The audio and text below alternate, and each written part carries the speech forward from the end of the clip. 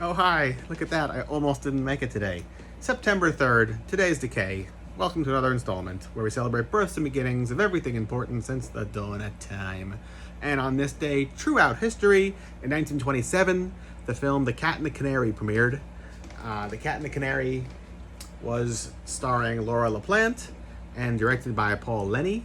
Paul Lenny also directed Waxworks in Germany, maybe like 4 years earlier, 5 years earlier, 22-ish. I don't know. Anyway, that was a horror film starring Conrad Veidt.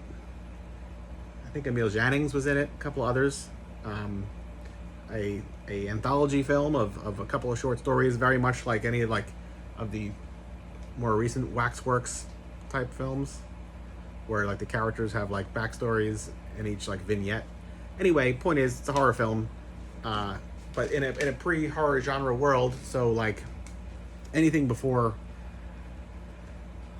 1931's Dracula, or rather anything after Dracula, suddenly this is like such a runaway success that you now have like a new genre. You have, comedies, westerns, musicals, and now a horror genre. Before that, you didn't really. So Paul Lenny did The Man Who Laughs, starring also Conrad Veidt, which is a horrific tale about a child who gets kidnapped by mountebanks. Pronouncing it wrong? I don't know. And they carve his face into a permanent smile, where he then becomes a sideshow freak, the Man Who Laughs. It's a horror film for all intents and purposes, even though it's more of like a Chaney-esque, broken-hearted clown, alienated character, rather than like Frankenstein monster or Creature from Black Lagoon or something like that. Although I guess you could say the pathos of the alienated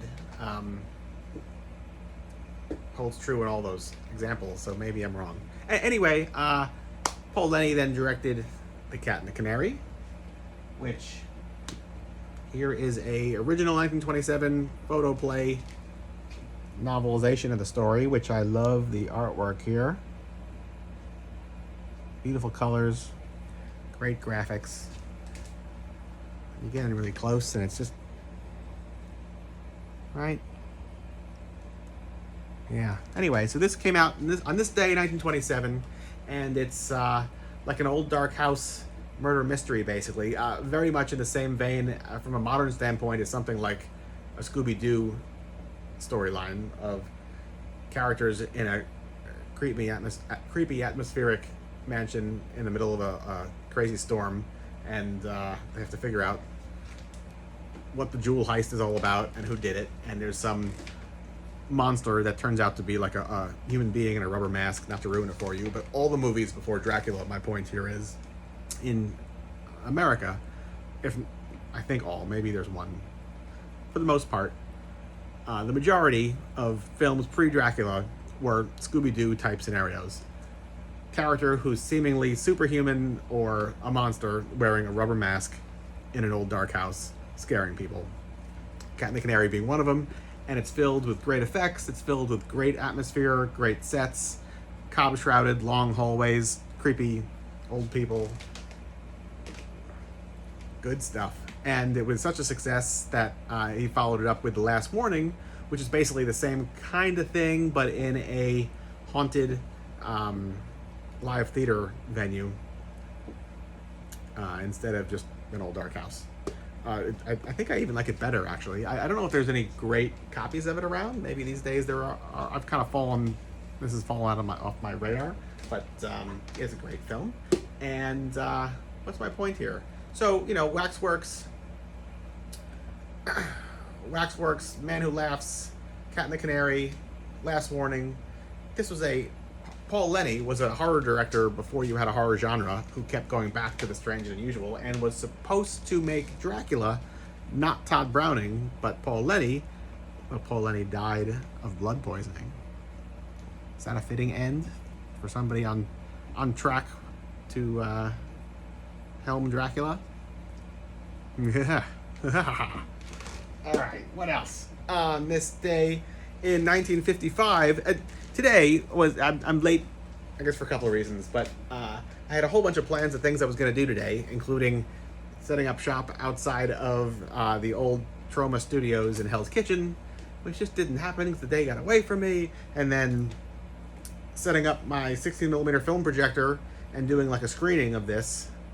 But then I've run out of time. Who has time for this? I don't know.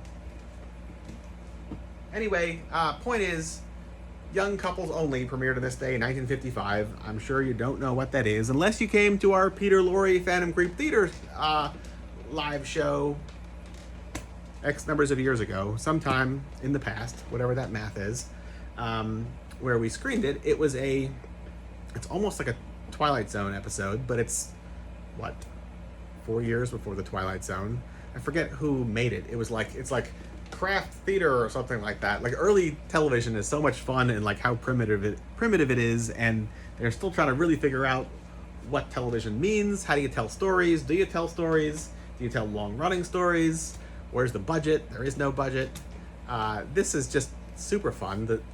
Assuming you're never going to see it, although it's probably on YouTube or something. It's about this couple who move into a apartment complex, middle of the city somewhere, and it's a great deal. And the only real stipulation is that they only want young couples to move in. They don't want older people for whatever reason. Okay, sure, whatever. Then Peter Lorre shows up, and he is like the building super, there to like, fix stuff in the boiler room and whatever. And they all just kind of feel really weird about him, but they don't know why. It's fine, whatever, okay. And then, like out of the blue, he's like, walking up a flight of stairs or something, and takes off his hat, and he's got an eyeball in the back of his head, just like staring at these people who were like freaked out. And it turns out he's got like a control center in the basement.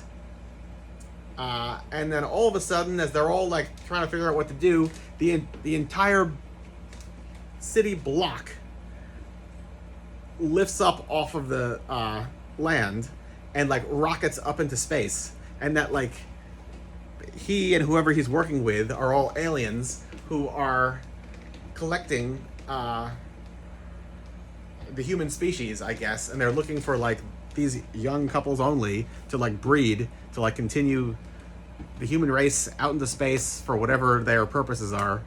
And it's awesome because like how often does Peter Lorre get like such a good role? It's nowhere near frequently enough.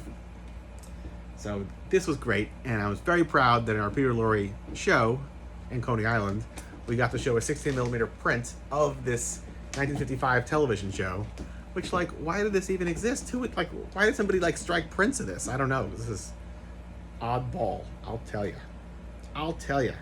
What else? Steve Jones, also this day, 1955. He shares a release date with Young Couples Only. Steve Jones of the Sex Pistols and Professionals. Oh, all right. I got a really good Steve Jones story, and then I gotta go because it's late, right? Yeah, it's already. Oh man, cutting it close. All right, so there was this friend of mine, Robert Ross, who did a art show. Was it like in Chelsea? It wasn't in Chelsea. It was like right where Baz and Josh live, near where like the Ghostbusters fire station is, whatever that area of town is. I don't know, like 2 blocks, if that, from the water in Manhattan, on the west side. And I'm just minding my own business on like a Saturday afternoon, walking down to Robert's art gallery thing. This is an area of the city I'm like never in. Ho-hum, minding my own business. And I see my friend Addie from the Relics, just standing on the street corner looking up into an open window, and I can hear like a band playing like a Sex Pistols song, but it clearly sounds like a live band, not like a record or something like that. I was like, that's random, but all right, sure, cool. And she's like, Mike, you know what we're listening to? I was like, somebody playing the Sex Pistols. Like, no, it's Generation Sex. So Generation Sex is the first time that Tony James and Billy Idol have played Generation X songs in like a Generation X. And they were doing a private show for Bergdorf Goodman with Steve Jones and Paul Cook. So Generation Sex, Sex Pistols, Generation X.